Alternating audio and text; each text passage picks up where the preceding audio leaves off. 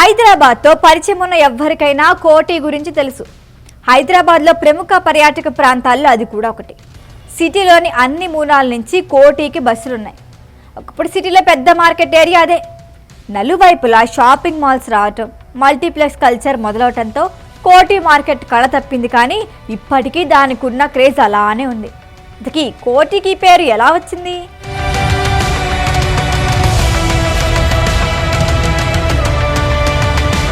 కోటి అంటే భారీ భవంతి అని అర్థం. హైదరాబాద్లోని అతిపెద్ద పురాతన భవనాల్లో ఇది కూడా ఒకటి. ఇదొక రాజప్రాసాదం. 64 ఎకరాల్లో దీన్ని నిర్మించారు. ఇంతకీ ఆ ప్యాలెస్ ఎవరు కట్టారో తెలుసా? నిజాం రాజులు ఎవ్వరూ దీన్ని కట్టలేదు.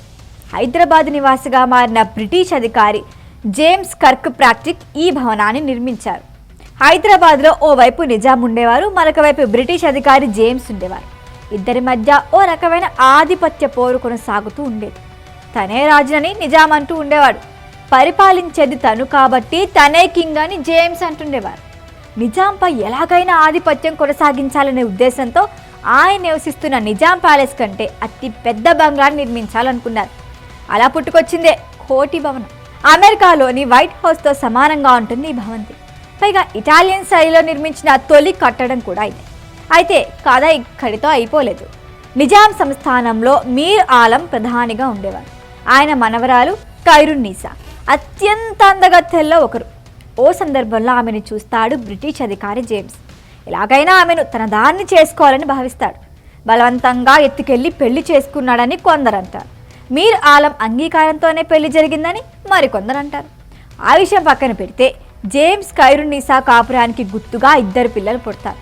జేమ్స్ అంటే మీర్ ఆలంకి అస్సలు పడేది కాదు. ఎప్పుడైతే తన మనవరాల్ని జేమ్స్ పెళ్లి చేసుకున్నాడో, ఆమె ద్వారా పిల్లల్ని కూడా కన్నాడో, అప్పుడు మెల్లగా జేమ్స్ పై అభిమానం ఏర్పడింది. తన మనవరాల్ని జేమ్స్ మంచిగా చూసుకోవటం చూసి అతడికి ఏదైనా బహుమతి ఇవ్వాలనుకున్నాడు. అలా పుట్టుకొచ్చిందే కోటి భవనం. డైరెక్ట్గా జేమ్స్ కోసం భవంత్ అంటే నిజాం ఒప్పుకోడు. అందుకే తన కోసం కట్టుకుంటున్నాను అంటూ భవనం ప్లాన్తో నిజాంని కలిశారు మీర్ ఆలం. డిజైన్ మరీ పెద్దగా ఉందని రాజు వద్దన్నారు. దీంతో మీర్ ఆలం ఓ ప్లాన్ చేశారు. అదే డిజైన్ను చిన్న వస్త్రంపై చిన్న సైజులో గీయించి నిజాంకు చూపించి ఓకే చేయించుకున్నారు. అలా 64 ఎకరాల్లో కళ్ళు చెదిరే ప్యాలెస్ రూపుదిద్దుకుంది. అందులోకి మీర్ ఆలంతో పాటు జేమ్స్ కూడా తన కుటుంబంతో ప్రవేశించాడు. అయితే అందులో ఆయన ఎక్కువ రోజులు ఉండలేదు. తన భార్య పిల్లలతో కలిసి కొన్నాళ్లకే ఆయన లండన్ వెళ్ళిపోయారు. జేమ్స్ లండన్ వెళ్ళిపోయిన తర్వాత నిజాం రాజు మీర్ ఉస్మాన్ అలీ ఖాన్ ఆ భవనంలోకి ప్రవేశించారు. 1911లో ఆయన సింహాసనాన్ని అధిష్ఠించిన తర్వాత వారసత్వంగా వచ్చిన చౌమహల్లా ప్యాలెస్ను కాదని కోటి భవనంలోకి అడుగుపెట్టారు. ఎందుకంటే చౌమహల్లా కంటే కోటి భవంతి ఎంతో ఉన్నతంగా ఎన్నో సౌకర్యాలతో ఉండేది. కోటి ప్యాలెస్లో గడిపిన చివరి రాజు ఆయనే. ఆ తర్వాత దేశానికి స్వాతంత్రం వచ్చింది. పోలీస్ ఫోర్స్తో హైదరాబాద్ని కూడా భారత్లో కలిపారు. మరి కింగ్ కోటి భవనం ఏమైంది? దీన్ని 2 భాగాలుగా చేశారు. ఒక భాగాన్ని కోటి ఉమెన్స్ యూనివర్సిటీగా మార్చారు, మరో భాగాన్ని ఉస్మానియా మెడికల్ కాలేజీగా మార్చారు. కోటి ఉమెన్స్ యూనివర్సిటీ ఆ తర్వాత ఉమెన్స్ కాలేజీగా మారింది.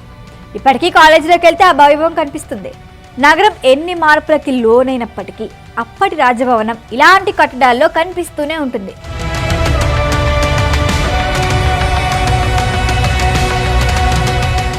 ఈ వీడియో కనుక మీకు నచ్చినట్టయితే లైక్ చేయండి, షేర్ చేయండి, సబ్స్క్రైబ్ చేయండి. అలాగే పక్కనే ఉన్న బెల్ ఐకాన్ని క్లిక్ చేయండి.